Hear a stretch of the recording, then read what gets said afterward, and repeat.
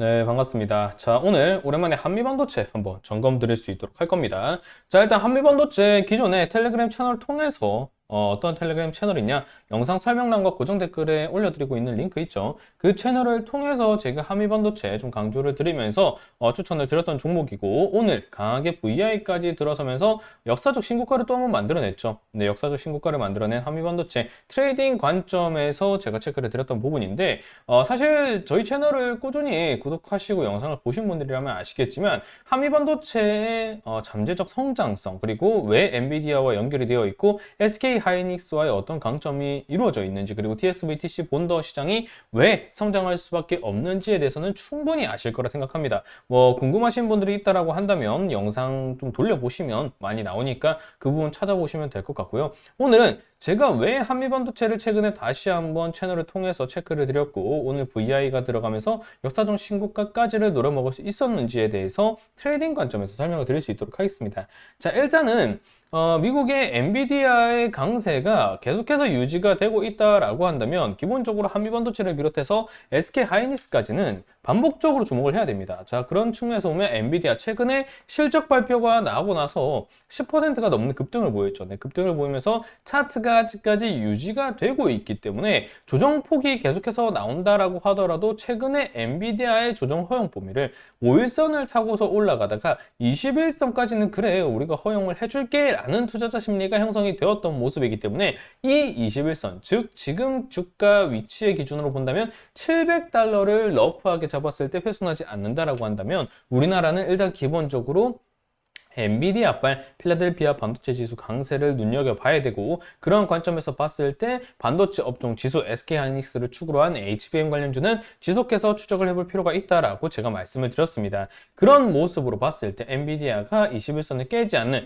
700일선을 훼손하지 않는다라고 본다면 우리나라 주식 입장에서 보면 SK하이닉스 역시 당연히 필두로 좀 봐야 되는 모습이 나오고 있다라고 볼 수가 있는 거고요. 이와 더불어서 SK하이닉스와 2017년 듀얼 TC 본더 시장에 좀 개척이 나섰던 이력이 있는 HBM 시장의 명실상부 TC 본더 시장 1위 점유율을 가지고 있는 한미반도체 주목을 해야 된다라고 그 전에 영상을 통해서 꾸준히 좀 체크를 드렸습니다. 자, 그러면 제가 말씀을 드렸던 게 최근에 21선까지 엔비디아의 허용 범위가 나와 주었다는 말이에요. 그렇다라고 본다면 그동안에는 5일선으로 타이트하게 반도체 업종 지수의 추종성을 맞춰서 추세 지속성을 좀 눈여겨봤다라고 한다면 이제는 그 추세가 결국 벤치마킹 포인트가 엔비디아가 되고 있는 부분이기 때문에 엔비디아가 21선까지 허용을 해줬어. 그러면 우리나라 역시도 물론 변동성 차이라든가 수급의 차이는 있지만 기본적으로 21선까지는 좀 여유를 둬도 되겠네 라는 인식이 형성이 될 수 있다라는 겁니다. 물론 그런 측면에서만 21선을 기준으로 두는 건 아니지만 최근에는 더 그런 흐름이 강해졌다라고 볼 수가 있는 거죠. 최근에 상한가가 나오고 나서 5일선과의 이평선 괴리를 상당히 크게 벌렸고요. 이 자리에서 제가 말씀을 드렸습니다. 한미반도체가 물론 탄력적이고 상승 포지션이 강한 종목인 건 맞지만 상한가로 마무리가 되면서 갭을 보여준 자리에서 형성된 이 괴리는 분명 부담스럽다. 왜? 그동안에 매집 이력이 깊었던 부분은 인정하기 때문에 상한가가 충분히 나올 수 있는 부분이고 OBV가 터져 나갈 수 있는 부분은 이해를 하지만 그간의 이력을 봤을 때 이평선 간의 괴리가 깊었을 때는 반드시 이런 조정이 수반이 되었었다. 이런 흐름을 제가 말씀을 드리면서 한미반도체 조정 포인트를 염두에 둬야 된다라고 제가 말씀을 드리면서 21선까지는 좀 추세 괴리를 좁힐 가능성이 높다라고 강조를 드렸던 부분 다들 기억하실 겁니다. 이건 영상으로도 설명을 드렸고 텔레그램 채널을 통해서도 설명을 드렸습니다. 그러다가 조정폭이 나오고 엔비디아의 실적이 발표되고 나서 요 갭을 보여줬죠. 그리고 나서 5일선 간의 괴리를 바로 좁혀줬다라는 겁니다. 그런데 제가 말씀드렸던 건 뭐예요? 21선까지는 조정 포지션을 충분히 열어둘만 하지만 5일선을 타이트하게 타고 가는 흐름이 혹시나 시초부터 나온다라고 한다면 요거는 충분히 포지션을 좀 긍정적으로 열어놓고 봐도 좋다라고 말씀을 드렸죠. 그래서 제가 이 만치쯤에 매수 시그널을 드리면서 이 변수 캔들이 나왔을 때 이거는 기다려 볼 만하다. 엔비디아발 실적 경계감이라고 본다면 이거는 기다려 볼 자리고 충분히 추가적인 시세 탄력을 노려볼 수 있을 만한 포인트가 나오고 있고 21선 깨지 않는다라고 한다면 그간의 매집 강도가 있기 때문에 요거는 포지션 취해도 좋다. 결국에 여기서 나온 거래량 또한 눌림폭이 크지 않기 때문에 크지 않기, 거래량 폭이 크지 않기 때문에 충분히 그간의 매직 구간을 고려하고 엔비디아의 21선을 타고 가는 그런 위치를 고려한다라고 하면 요거는 그렇게 신경 쓸 부분이 아니다. 오히려 여기서 내가 비중 10%를 들어간다라고 했을 때 여기까지 눌리면서 오히려 반등 캔들이 나온다라고 하면 비중 10% 담을 게 아니라 20% 담아가도 좋을 종목이다라고 제가 강조를 많이 드렸던 종목입니다. 엔비디아는 실제로 제가 2023년부터 강조를 드리기도 했던 종목이죠.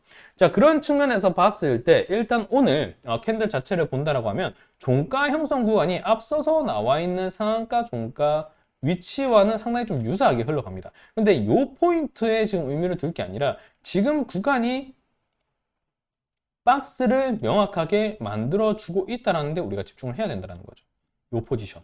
자, 이 범주 내에서 한미반도체는 이제 트레이딩 관점으로 들어가야 됩니다. 물론 21선까지 기다려 볼직하겠죠.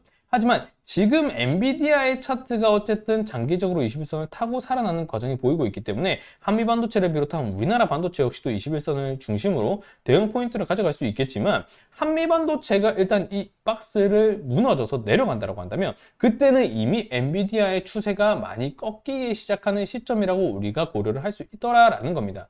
그래서 지금부터 분할 매수 관점으로 트레이딩을 가져가든 아니면 단기 익절 차익을 할 수 있는 구간을 고려하든 지금 77,700원을 기준으로 봤을 때 하방 대응은 요 라인까지, 요 변수 캔들까지는 다 고려할 필요는 없을 것 같아요. 한 72,000원 정도까지만 일단은 대응 포지션으로 하방으로는 열어두는 게 상당히 좀 유효할 수 있다. 더 러프하게 본다라고 하면 21선까지 기다려 볼 수 있겠지만 최근에는 미국 반도체 시장과 우리나라 반도체 시장이 약간 역행하는 그런 그림도 보이고 있거든요. 미국 시장이 조정을 받을 때 우리나라가 그동안 조정폭이 크게 나왔기 때문에 오히려 우리나라의 이런 반도체 업종에 대한 기본적인 강세가 있기 때문에 역수급이 도는 모습 또한 많이 나온다는 겁니다. 그렇기 때문에 한미 반도체가 지금 최근 탄력을 고려했을 때 21선까지 늘어봐도 좋겠지만 이 변수 캔들에 대한 인식까지 무너지는 그런 흐름이 나온다라고 한다면 엔비디아 역시도 단기 조정 국면에 형성될 가능성이 높다. 그런 측면으로 봤을 때 지금부터 신규 대응을 한다라고 하면 72,000원 정도까지만 열어두는 게 좋을 것 같고 일단은 박스 꼬리 의식이 형성이 되고 있기 때문에 목표가는 85,000원.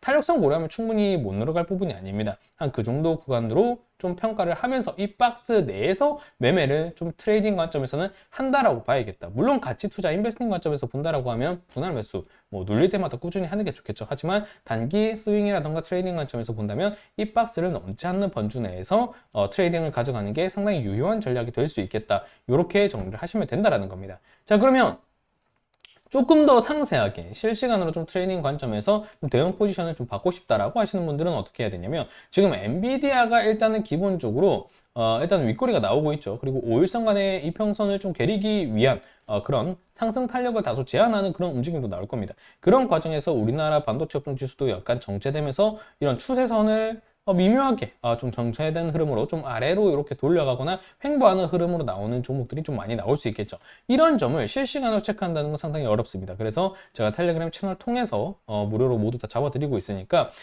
실시간으로 어느 정도 반도체 업종에 대한 방향성이라던가 이런 거를 제시받고 싶고 궁금하다 하시는 분들은 무료로 진행되고 있으니까 영상 설명란에 체크드리고 있는 이 텔레그램 채널 링크 그리고 고정된 메시지로 달아드리고 있는 링크 통해서 들어오신다라고 하시면 충분히 유용한 정보를 좀 얻으시면서 반도체 업종에 대한 투자를 이어가실 수 있지 않을까 이렇게 좀 정리를 할 수 있겠습니다.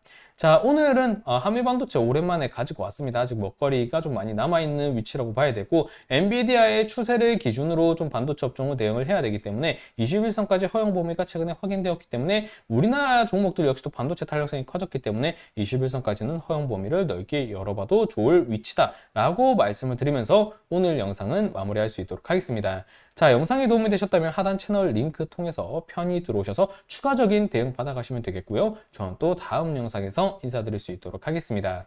감사합니다.